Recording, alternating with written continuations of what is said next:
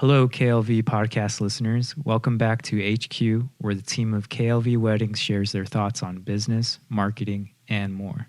I am your showrunner, Bryan. Let's get into it.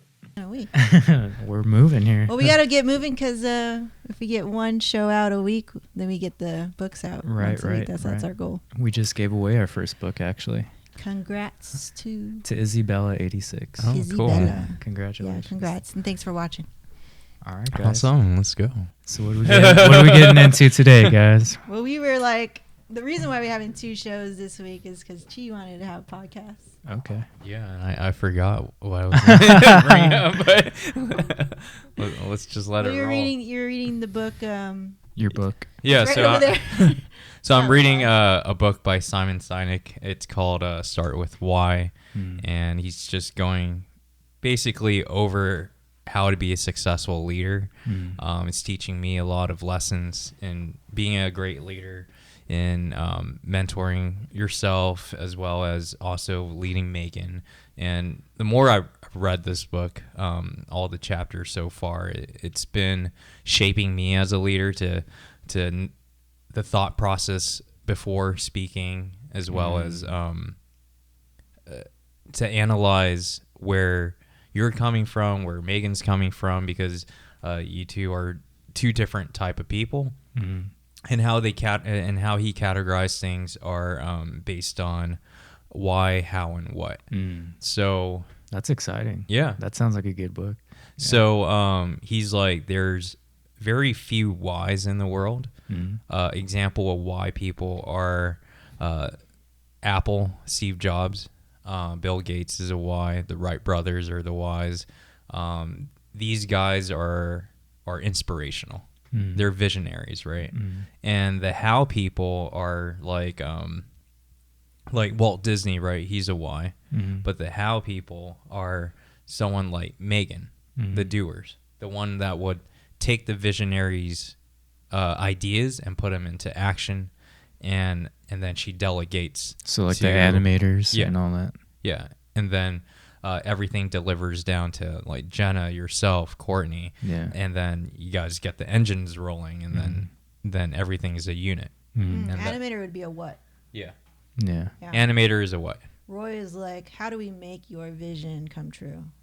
What do we actually have to do? What are the pieces? Who are the people we need to find? Walt was like, I want to be the biggest, theme park creator, all this stuff, right? He had this vision of this family-friendly thing, but he's like, but how do I do it? Yeah, he wants. How would I get the money? Right? Yeah, he wasn't in charge. He was thinking about finance, but Roy was his brother that was a financial advisor. He was his accountant, the businessman, the marketer, everything. Right. So if you were to think of it, someone like Megan is the person that's driving this business to another level. Yeah. I'm not, but then we're all pieces put together, and that's what makes a successful business. She can't live without the visionary, because without the visionary, there's no vision to paint. Right. Yeah, I'm always just like, tell me what you want to do, and we can make it happen. It's a role, right? Everyone's got their role. Yeah, everyone has their role. Yeah. It's a team effort. So that's what the book goes over. That's really cool. So it goes more into detail, giving me all the examples of all the leaders that are out there, like Thomas Edison and everything. So it's a great book. I do recommend it for anyone that wants to analyze their own leaders, and their own thought process, why sometimes leaders are so futuristic minded. And she would always say, you're always living in the future, because that's what leaders are, or visionaries are. They're very future tense, and for a how, they're very present tense. They live life in the present. I see. You tell them anything about the future, one thing goes out the other ear, and like they don't care. Yeah, I'm like, it's not here yet. So. Yeah, what do we care? You can kind of plan for it, but like I'm not gonna plan it to the T. It's a waste of my time. But then, and then he dissects more into like people that you work with, right? Or what determines a great leader? Is it a leader that has a lot of energy? They're energetic, and they bring that energy onto everyone else, right? But he was saying that it's not energy. It's all about charisma. It's all about inspiration. What inspires you is what inspires the entire team to follow. Yeah. Right? With inspiration, what ties into inspiration are ideas, right? You want to back it up with why you want to do this, why your visionary is going to work, things like that, right? Yeah. But with energy, everyone can learn to be energetic, right? Energy, from what he said, can be transferred. Be transferred. It can be measured. It can be learned. But charisma and inspiration, that can't be learned. Right. It's immeasurable, and it takes a specific person to do that. Yeah. So that's where I'm at so far. That's cool. I mean, that book sounds awesome. Something like I'd definitely love to read that. Yeah. Yeah, we'll pass it to you. Yeah. We're going to have a KLV book club. I'm so glad that she's reading now. Yeah. Well, it makes sense, you know. It puts it into words that I would never be able to describe myself, describe Megan and what she thinks, right? Yeah, and we would always kind of get into arguments like, I want you to live in the present with me. And that's what she would always say. I'm like, I'm trying to, you know? Yeah. But it's not me. It's not, I mean, I can learn to live in the present. Yeah. But my mind will always be out there. It's always operating somewhere else. Yeah. And if you read my report cards back in elementary school all the way to like 7th grade, they'll write daydreamer.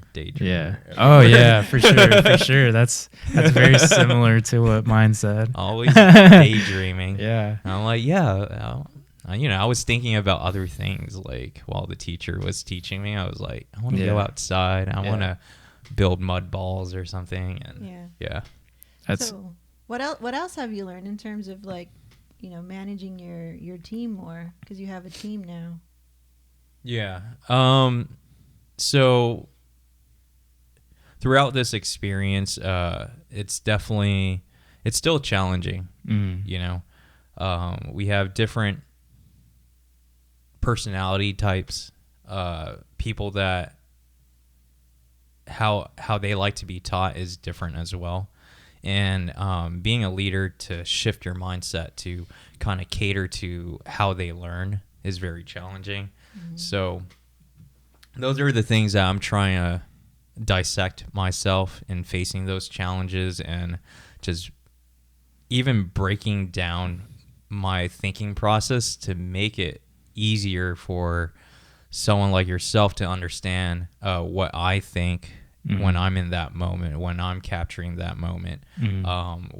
What's my thought process versus back in the day, my old self, like last year or 2 years ago, would be like, you know, F this, I'm not gonna, like, I'll be closed off. I'm like, this is how you do it, and this is how you do it, and I'm not going to teach you how to do it that way. Yeah. And you just need to learn on your own. Yeah. Yeah, that was basically not a leader mentality 2 years ago. Yeah, and I've been picking up on that. Like, for me, it's a lot of trust in you guys. Yeah. Which is why, like, I'm so willing to do, like, everything. Because I trust in you guys. I trust in the vision. I trust in her drive. Like, together, it's a force. And so when I'm out there, like, you know, taking pictures of a tripod, I'm not thinking, like, this is whack, this is stupid. I'm thinking, like, I got to nail this, you know? Like, there's a bigger picture here. Yeah. And, you know, it's the same reason why I'm like, okay, I'm going to come here at 7 o'clock, work out, and freaking torture myself, because, like, I believe in these people, you know. It's a trust thing. Like, if it wasn't there, I would think, like, you know, I'm not gonna do that. Like, exactly. How did we get you to trust us? How does that happen for you? Yeah, you guys never try to sell me anything. You guys weren't like, oh, we do this, we have that. It's just, here it is. And then it started from the interview. Once I saw how you presented the company and how you guys do things, I was like, oh, this is real. Like, let's do it. Yeah. And you weren't trying to be like, you know, come on, you know, we can make it, we can mold you. It was just like, this is what we have. You know, are you with it or not? Right. And I respected that. I was like, all right, Let's do it. So yeah, and that's what I read in this book as well, right? Yeah. Why employees, like why all of us, why do we trust each other, right? Yeah, why do we work particularly? Mm-hmm. You know? The reason why is because, you didn't, like just what Bryan said just right now, is that you didn't try to sell him a vision. Mm-hmm. You basically told him why we need a person like yourself, you know, and why the company will grow if you are the person to make it happen. Yeah. And then right there, you're like, all right, like your beliefs were the same. Your belief and values are the same in what we're looking in a person like yourself. Yeah. And that's why the trust is strong. Whereas what I read was Continental Airlines, right? They went through bankruptcy. They went through many CEOs that took over the company over the years, until one CEO changed the way the company was running. But way before then, it was dollar for dollar. Basically, it's like hiring McDonald's employees. Like, all right, if you don't want the job, I'll hire someone else. It was always about the money, right? So when it's about the money, it's very short-term gains. No one's benefiting. The CEO is not benefiting because he's getting turnover rates. The employee's not benefiting because they hate their job, you know, and they don't want to be there. So when your beliefs and everything matches, that's what keeps it a long-term game. And growth. For sure. Yes. I was just talking about that yesterday on a date, because I worked at this place, and I felt like there was never that door of, hey, I want to do this for you. I might not know right now, but if you're willing to show me a little bit, like I'll take it and I'll keep going and going. And that door was never open.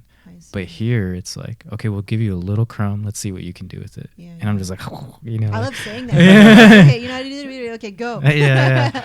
But it's that trust, like little by little, little by little. Yeah. Because some people will just never open that door. And then you're, as an employee, you're just like, well, what am I doing here? You know, like if I can't move, if I can't do this, if I can't help you, like, you know. It feels very draining, doesn't it? And like, as I'm reading this book and all the conversations we had on our long trip from Joshua Tree. It's great to see you sharing your experiences in the past 2 jobs. Right. One working with Amazon and the other one for another company, right? Megan, I don't think she knows too much about it. Can you share like your experience with the first 2 jobs? Prior to this? And seeing why that level of trust, or even not wanting to work for them and things like that. I remember very quickly, because I'm very observant. I remember it was 2 of them, and they sat me in a room, had me wait a little bit, and they came in, and they both sat how you guys were, like this. And they took a defense position, and I know like body language, so they both went like this. And I thought that was interesting. I was like, if anyone should be nervous, it's me. So that gave me a clue, like, okay, they're not very confident right now. 2 guys here, like, come on, like, tell me what to do. And that gave me a hint. And for sure, the rest of the time I spent there was no structure. There was, we may do this, we may do that. And it was just never. And I'm a person who, if you tell me, I'll do it to the best I can, and I'll keep scratch, you know. I'm like that too. But if there's no vision, if there is no drive, we don't know what we're doing. How am I supposed to?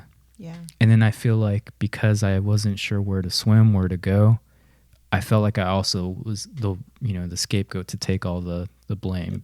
Because you're the newbie, you should know. And I was like, man, I can't move. I really can't do anything here. So that was my experience. Although I wanted to go further. I wanted to keep going. I wanted to be better, but I just couldn't. There was nowhere to go. So that was my experience there. And I'm thankful for it, because that job helped me do some of the things that we do here. So there's always something to grab onto, something to bring. But I knew from the leadership in that one meeting, when they did this, I knew like right away that this was not going to be very well structured. I read about that. How about your boss, your experience of communication with you and your previous boss from Amazon, from Amazon was just like high school. There is no, you give someone a little bit of power and they go like crazy with it, like because of the people, you know, just the people that they hire. It's like, it's just high school, you know, it's very immature. They want to like make fun of you, they want to test you. Like I remember one time, I think I went to the restroom and my shift leader was right there, not working, talking to his friends, girls, trying to impress them, right? So I'm walking and I'm walking past him and he says something like, walk faster. And I turn around and I was like, what? He's like, he walks up to me and he said, you heard what I said, walk faster. And I was like, what? Just, this is stupid, you know? Like, you're trying to show off. I mean, go ahead, take those girls. Like, if that's what you want, like, this is so lame. How was the level of trust between just... No one respected him. He was not a good leader. Like a shift leader or something? He was a shift leader, and every time he came in, people were like, oh, God, here we go. And the girls didn't like him. They were afraid of him because he was creepy. Like, you know? So no men respected him, and no girls wanted to be with him. He just had this, like, ego. Yeah. He was delusional. And that was my shift leader then. I see. It's like a gnat. The goddamn fly in here. But hate flies. At the other job, it was more of my other office job. It was that same guy who would cross his arms. Yeah. He wouldn't make like eye contact. He would almost like pretend you weren't even there. Like it was very strange. When he's talking to you? So I was in a cubicle, and he would walk and just like not even acknowledge anybody. Like, and I'm like the only one here. So he was just he was a smaller man, so he wasn't very like intimidating. I think he would try to use we gotta kill that fly. Sorry. his intelligence to try to. We got flies on set. But yeah, I feel like he if you didn't have the answer correct, he would kind of make you feel bad for not understanding. And he would say, you don't know that? You don't know about the T6? Like, I'm like, you'd go, huh? I hate that. And I'm like, how am I supposed to? Does that sound familiar? Yeah. Well, that's back in the day. Yeah. But, I mean, way back in the day. It was like beating someone over. Belittling. It's very Asian style, actually. Yeah. Yeah, that would take me back to like my childhood. I'd be like, oh, to hear something condescending. Yeah. Yeah. And I mean, I wanted to learn. I want to be, you know, better all the time. So it's hard to work with someone like that who doesn't even want you to be better. Maybe they're insecure about their position, so they're trying to keep you like it. Yeah, maybe it feels good for them to like. I don't know. Power trip on people. Yeah. And it's kind of hard because maybe that person doesn't have a significant other or anyone to basically shift him in the right mindset and not being that type of person. Yeah. You know, no one's training this person or bring awareness that he is acting this way. Yeah, and I think if you truly have confidence in your abilities, you're not going to be afraid of someone learning more or like teaching someone, because you know what you know, and if someone gets better, then good on them, right? Like that's the whole point. That's what you want, because we all go up. Yeah. So I feel like maybe he didn't want me to learn anything or something. It's so weird. I remember like the first meetings that we had before when you were first starting. I was like, your goal is to be better than me.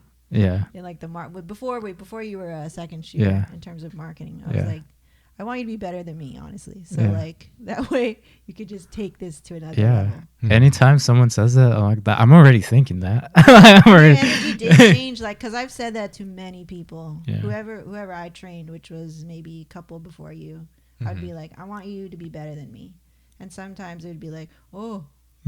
So I have to like observe their energy, and like if it's like, ooh, challenge accepted, then I'm like, cool, this is good. Yeah. And now I'm like, if I say that and they're like, but like, and I'm like, oh, that's the difference. So now I know. Yeah. So it's cool. Even I got those little signs from you way back in the day. Yeah. Yeah. But right off the bat, trust is a very big thing in business, and how a company is ran and how the company will accelerate and be successful all all comes down to trust. And in trust, it also ties in with why. And people need to know why and what they're doing in order to do it, to do their job correctly. Yeah. Yeah, like this morning when you were frustrated with something, and you're like, before you would just be like, this doesn't work, email them or whatever, like just give me a command. And then it'd always be like your energy is really condescending, like I'm not doing my job. But now I think you're making the transition over to being like, this doesn't work, and then now you provide a solution. Now you give suggestion. Now you're like, can you have them send it out? Or like now you're like, they need to get it 2 months before, right? So I don't have to deal with this. Like, so you give me the why. And I'm like, cool, all right. And I know you're working on the delivery and everything. So I'm just like, my job is to just be patient and know like where you're coming from, to be like, well, this is frustrating because we're getting last minute details or whatever, and we should be getting them early.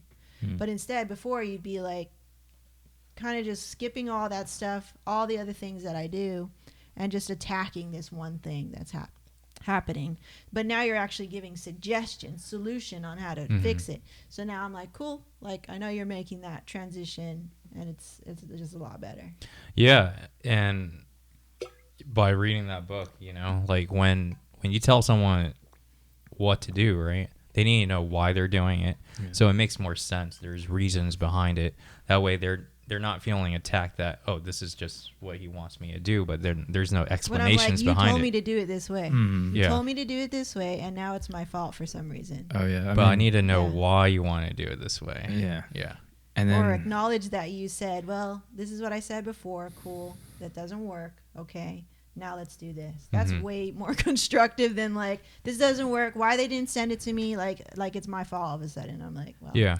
Now I'm learning to just like not hear that it's my fault part, and now being like, well, what's the solution? This happens a lot in when I was doing my externship as a nurse. There's a lot of nurses. Like for every rotation, we have to give basically our shift notes for each patient, and usually each nurse, you'll have about 2 or 3 patients per shift, and then you have to collect all your notes and what you've done on your shift and deliver it to the next nurse.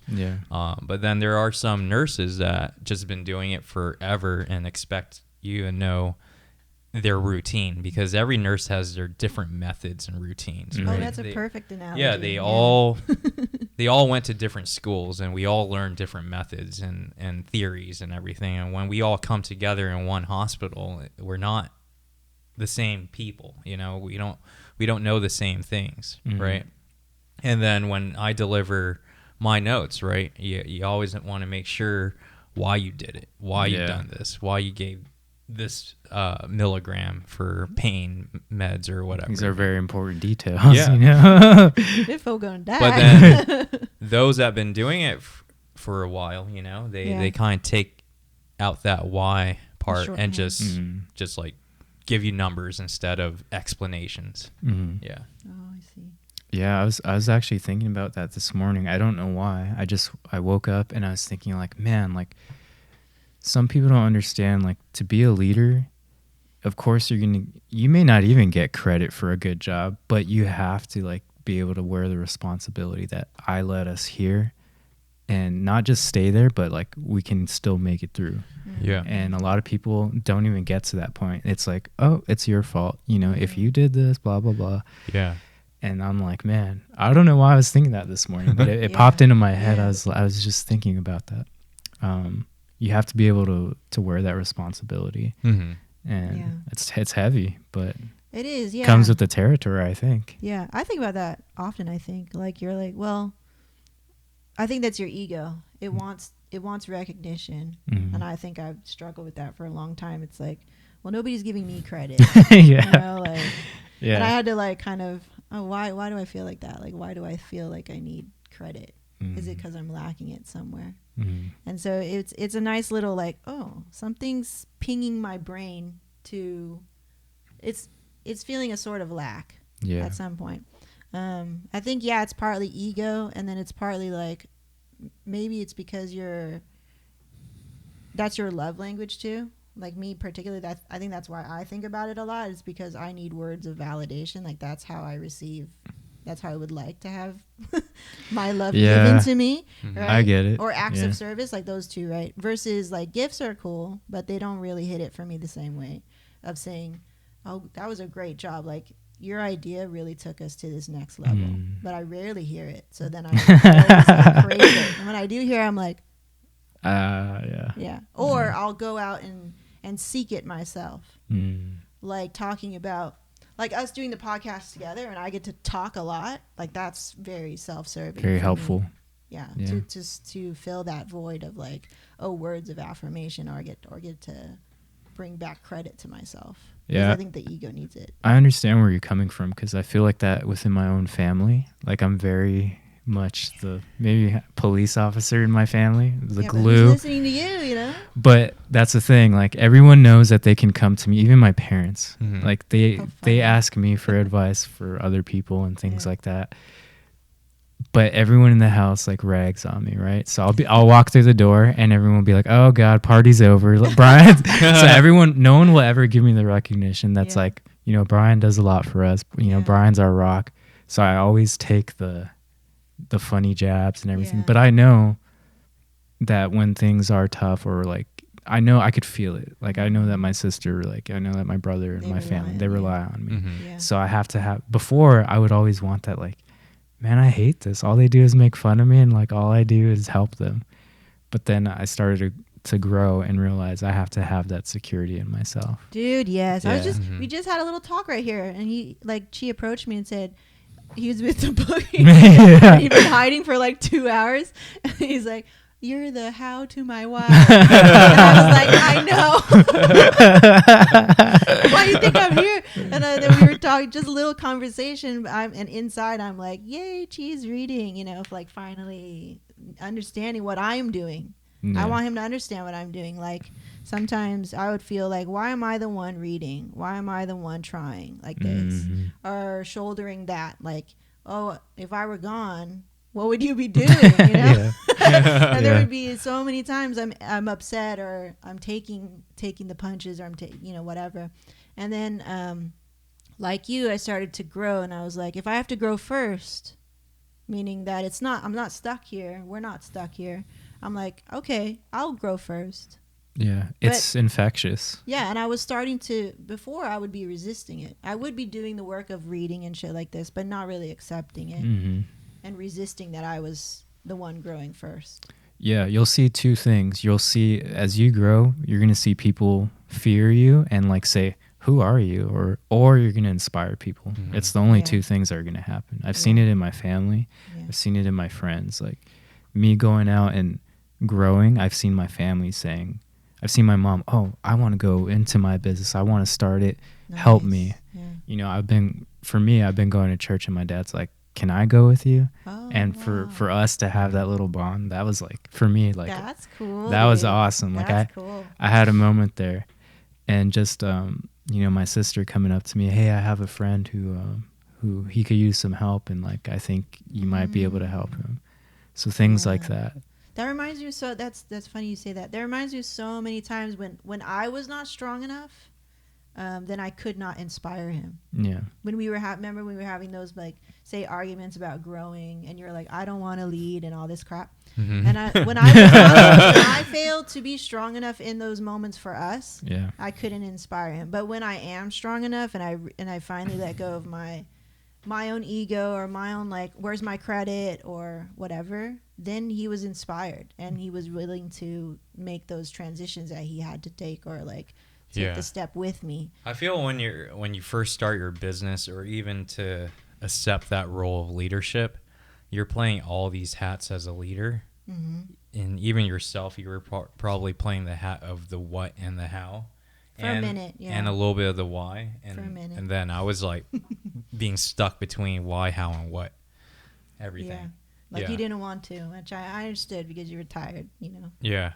Because fatigue, right? Yeah. You were just so many roles, He was burnt out. Yeah. He's like, why? Like, and I understood. That's I think when I finally accepted it, because like we were having so much tension about growing, right?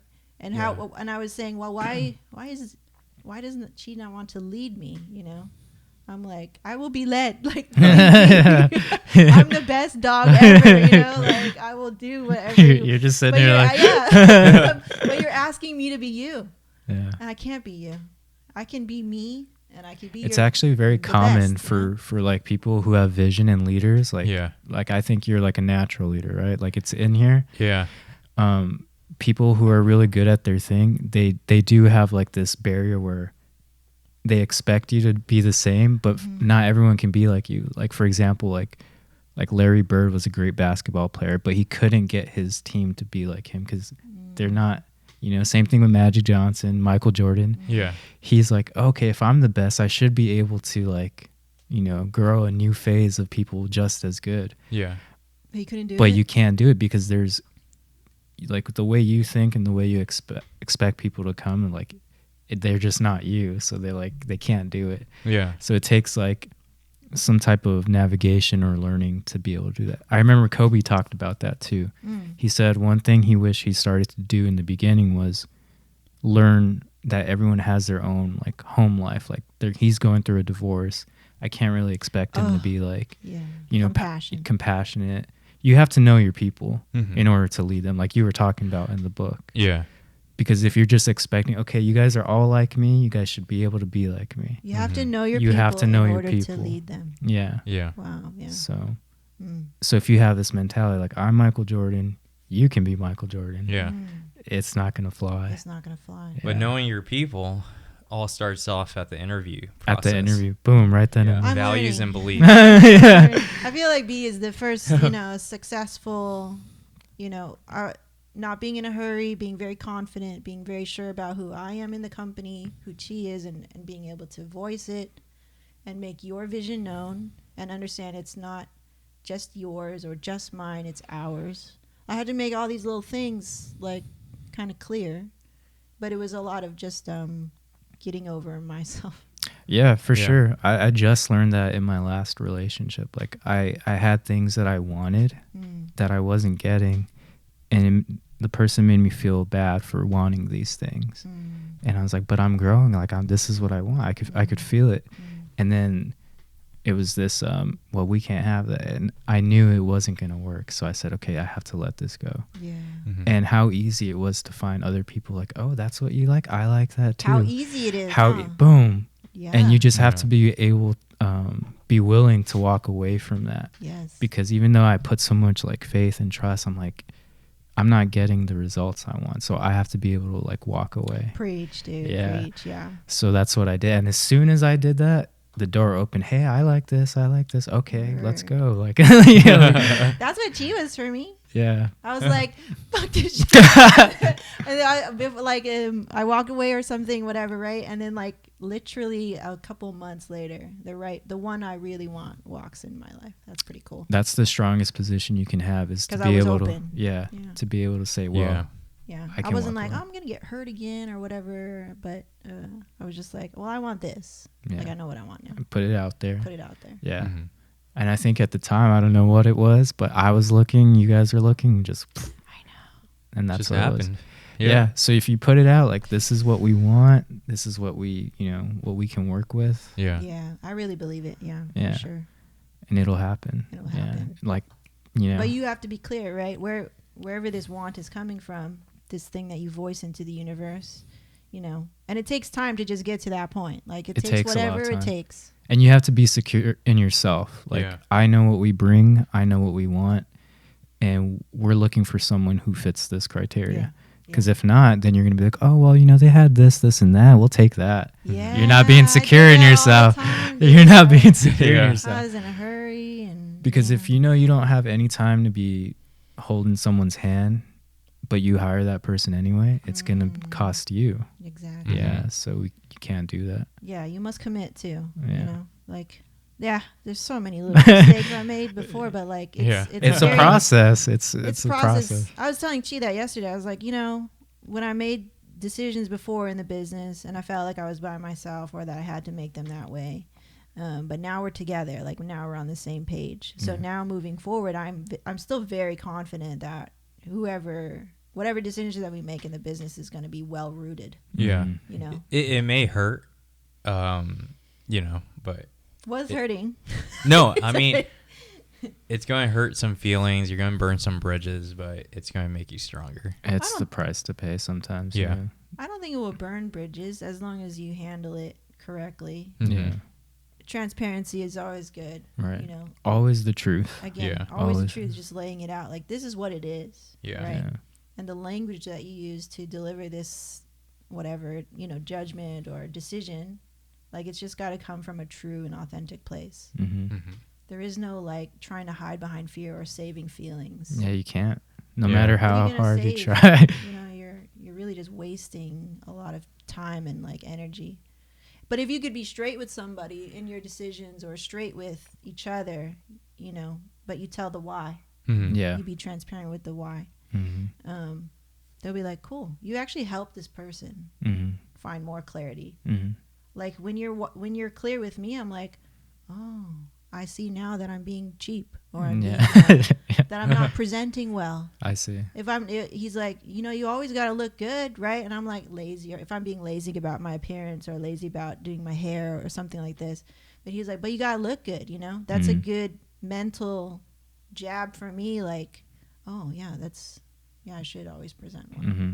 Yeah. It's part of the package. And that's the why. That's the transparency in even a small little thing like that. You know? But you see, like, even that could be like a habitual thing that I do. Mm-hmm. Maybe I don't always present well. Maybe I always go for the cheap thing, which was true for me. So now I was like, oh, that's, I need to investing in that. yourself. I need to address that. I didn't up. reward myself. Yeah. I always have to wait for him to reward me. So that was really toxic. It's like, I don't do good unless she gives me a gift. What the hell's that? Yeah, that's not good. No wonder, right? Yeah. No wonder I'm like, I don't give myself any power. Yeah. I give it away. Well, that's the cool thing. Everyone has a power. Everyone has their strengths, and for them to own that will make everyone better. Everyone will come up. Exactly. If I didn't really, believe in myself, then I couldn't truly help this company or my partner be the best that they could be, right? Yeah. Especially if you're at the top and you feel everyone's going to feel like doubtful or insecure at some point. It's just human nature. It's human. But like you said, like having that significant other or a team to be like, hey, no, we got this. Yeah. Fix yourself up. And then, everyone comes up because people are watching. Your employees are always watching. Like your spouse is what everyone's on. Yeah. You can't get it's why I was kind of nervous about having you here all the time, because you're always here watching us. Get out. We need you out of there. Like, B is here. Sometimes it was a challenge for us because it was new. It was new. We had to be accountable to more than each other now. Like, yes, sometimes I feel very accountable with Chi here. And if I'm not working, right, I'll feel guilty or something if I don't work first and play later. But even more when you're here, I'm like best behavior. I feel it. See, I don't know what it is. Like, my family says the same thing. Yeah. They're like, we can't cuss around you. We can't do anything. Oh, but I'll be cussing a storm around me. And I just I'm not trying to be like, hey, what are you doing? Blah, blah, blah. I want to be in the presence of you guys. Yeah. I want. Yeah, and I want to be in the presence of you for sure. Yeah. Because you make me better. Yeah. For sure. It's all benefiting each other. You know, it's keeping each other accountable and knowing that the system keeps on rolling. It keeps on just working in its own ways, right? So when there's if we, like what I read in the book, right, and why that new CEO that took over Continental Airlines and why he was successful was he fired all his security guards. Like, other CEOs would have security guards in front of their doors, so you would have to make appointments and go through this. It was difficult to chain of command to even reach out to a person to ask him a question for a solution, right? But then this dude that came in, he fired everybody and his doors were open, so you can always reach him. He was always open to solutions, and that's what makes a great leader, and that's what makes the company more successful. Versus like before, right? I was thinking just to get more privacy downstairs, I was going to have my dad put up a door right there. That way I can do FaceTime calls and whatever, right? But then I feel that that's going to just close me off from Megan, close myself off from you, and then it's like a barrier. Like, should I knock on his door? It's a small detail, but definitely a factor. Yeah. So leaving the doors open will give this energy that we're an open team here. We're transparent. Yeah. That's why whenever you're here, I always prop the door open to make sure like my door is open. Yeah, and that's a sign of like a good leader. A leader stands among his people, He's not afraid to be amongst his, because he has that confidence. I know where I stand. They know where they stand. No one's going to try to cut my head off or anything, And we do the work together, right? Yeah. We do the work together, and if you don't I got your back. Yeah. If you don't do it, I got your back. That's why I love probably my favorite movie is 300, because that's like he's the perfect leader to me. Like he's with his guys. Leonidas for life. In the pit and everything, Yeah. And he knew we're all gonna die, but we're gonna do it like going out, That's it, man. Yeah. So we're gonna die trying to get this thing working. There was a purpose though. It was to hold off so that his people can prepare for the wave, but they had to make a sacrifice of delay. And eventually, his people won, but they had to sacrifice themselves. And I was just like, man, that's so cool. Yeah. It's a decision, a very hard decision to make, but that's what leaders and kings do all the time. Yeah. And then you live with the results, good or bad. Like, if it's bad, then you got to fix it. Exactly. If it's good, then Be good. decisive. Keep going. Yeah. That's more respect to me. Yeah. So we do have a question from the KLV podcast. We do. Someone popped up a question. Cool. So let's. Do we know who it's from? Anonymous? We'll just keep it anonymous. Bananonymous. Yeah. Bananonymous. That's their name. Bananonymous. That's funny you mentioned Larry Bird. I watched Space Jam yesterday. I love Space Jam. Such a good movie. It's so good. What tips do you have on experienced photographer trying to work their SEO and just reaching more clients, leads, general, without paying for ads? Wait, what? Can I read it? I think this is for you, Megan. And she has heard SEO in there. What? It's just right there. Where'd you go? It's just right here. Super experienced photographer trying to work on their SEO and just reaching more without paying for ads. Wants more leads. Yeah. Doesn't want to pay for ads. Okay. Well, you have many options. So, number one, this is a really good question, actually, and it's a very large topic because it's not very specialized. But let's just surface right now. And surface, number one, since your home on the internets is your website, so check one, do you have a really good website, a strong website? What does it mean strong? SEO friendly. So for who you are as a photographer, you should have some sort of style, kind of like pigeonholed for you. You can't be known for everything. You need to be known for one thing. Ours is photojournalistic. We SEO the crap out of that, right? Also our name. So number one, is your website good? Because no matter how many leads that you try to get, whether it be on Instagram or Yelp or whatever, where they're going, this link back to your website needs to be a really solid home for you. So when they get there, when the lead gets to your house, they're like, "God damn, this is a really nice house." Like it's informative, it's transparent, it has the information that they're looking for, it has the work that they're looking for, it has a way to contact you easily, right? And so, number one, without getting too deep, make sure you have a really good website first, because it really won't matter if you can get all the leads but they lead to nowhere.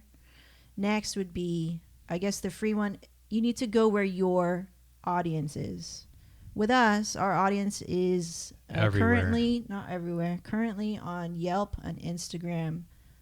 Those are the most powerful. And then friend referrals is pretty good too. A little bit from Google, a little bit from Wedding Wire, The Knot, and stuff like that. But mostly,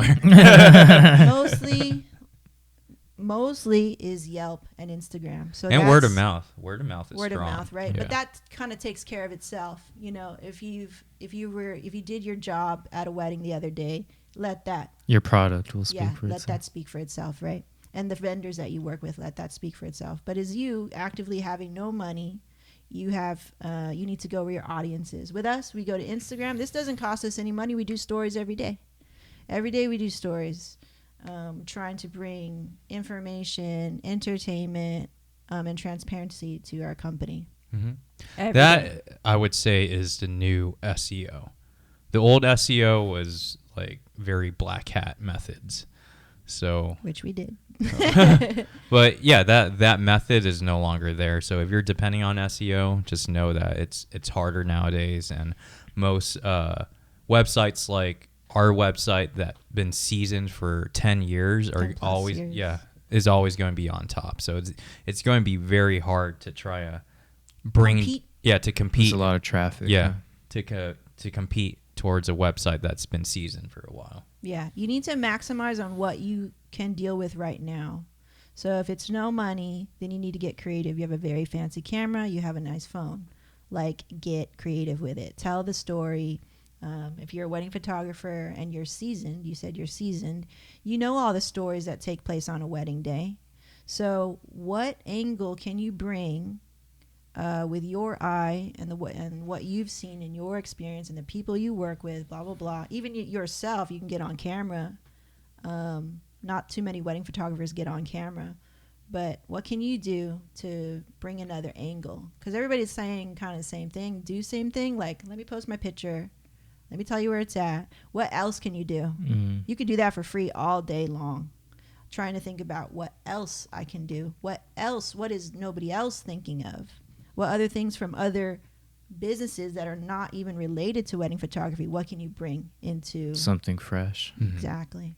Because you're going to have to do this every day, right? So the more that you can just get that gear turning, and it will take a little bit of practice to put your brain there, but like once you do it, once you unlock that, because you're locked into just shooting pictures and maybe doing business as usual, once you click into that new gear or that new pathway, it will open up new things. Like, for example, what I'm talking about is like a perspective on how to make TikTok videos. I was like, oh, I have to think in 30 seconds now. And like, I couldn't do it for a long time. But then when I slowly start to just like look for those little stories that happen in 10 seconds, 30 seconds like this, I hear some like shaking somewhere. The camera.